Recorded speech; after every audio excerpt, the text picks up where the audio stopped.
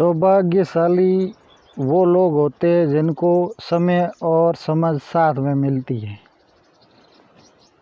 गाँव री बात से मैं गोरखाराम आपके साथ एक 30 दिन का एपिसोड शुरू करने जा रहा हूँ, जिसमें छोटी सी एक कहानी बताई जाएगी। उनसे थोड़ा बहुत आपको सीख मिलेगा ही मिलेगा। पहले के समय की बात है।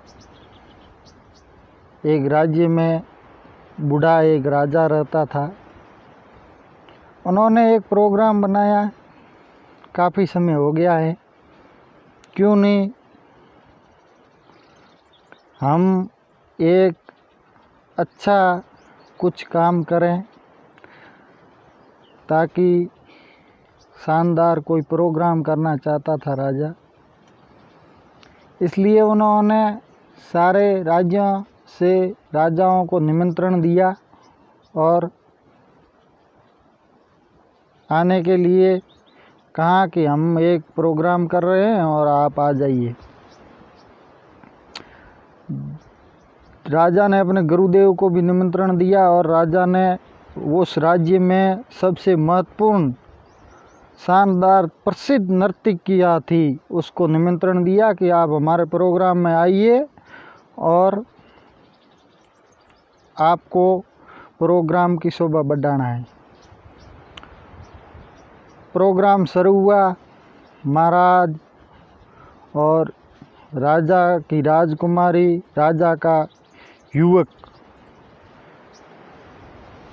सारे ही बैठे थे। प्रोग्राम शानदार चल रहा था। उसी समय नर्तकियाँ नृत्य कर रही थी। इतने मन मोहित हो गए राजा और राजा के गुरु। थोड़ी देर चलते चलते उनको नींद आने लगी, जो ढोलक मास्टर था। तो नर्तकिया ने कहा, बहु बीती थोड़ी रही, पल पल बीती जाए, एक पल के कारण क्यों कलक लग जाए। ऐसा कहना होता है, तभी वो सचेत हो जाता है ढोलक मास्टर। और उसी टाइम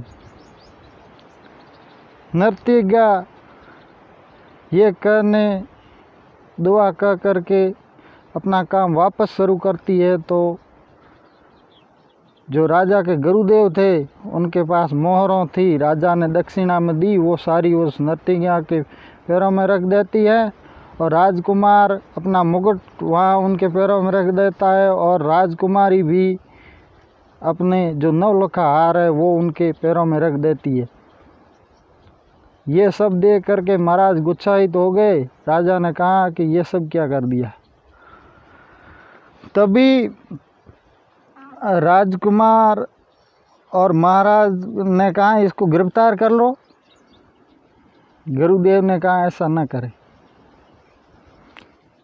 ये मेरे को जंगल में तपस्या करनी थी और मैं यहाँ आकर के ये नृत्य ज्ञान सुन रहा हूँ और हमारी तो अकल ठिकाने आ गई।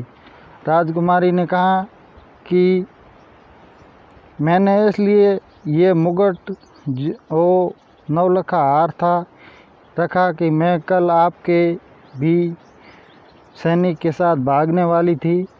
तो मैंने सोचा, बहु बीती थोड़ी रही, पल पल बीती जाए, एक पल के कारण क्यों कलंक लग जाए, ये सिर पर क्यों कलंक लगाऊं। यही भावार्थ अपने अपने तरफ लेते हुए राजकुमार ने भी यही कहा कि पिताजी, मैं तो आपको मार के राजगद्दी पर बैठने वाला था, तो इस श्लोक को मैंने मेरे तरफ से ले लिया। तभी राजा जी और सारे उनके पैर पड़ते हैं और राजा राजकुमारी का विवाह कर देता है। इससे आप लोगों को ये सीख मिलती होगी, बहु बीती थोड़ी रही, पल पल बीती जाए, एक पल के कारण क्यों कलक लग जाए। तो दोस्तों, समय और समझदारी जिसको साथ मिलती है वो सौभाग्यशाली होते हैं लोग। और जिनको समय मिलता है परंतु समझ नहीं होती है, वो अपना काम बिगाड़ देते हैं। धन्यवाद। गाँव री बात GR के साथ। ये एपिसोड 30 दिन चलेगा, हमेशा एक नई कहानी के साथ में।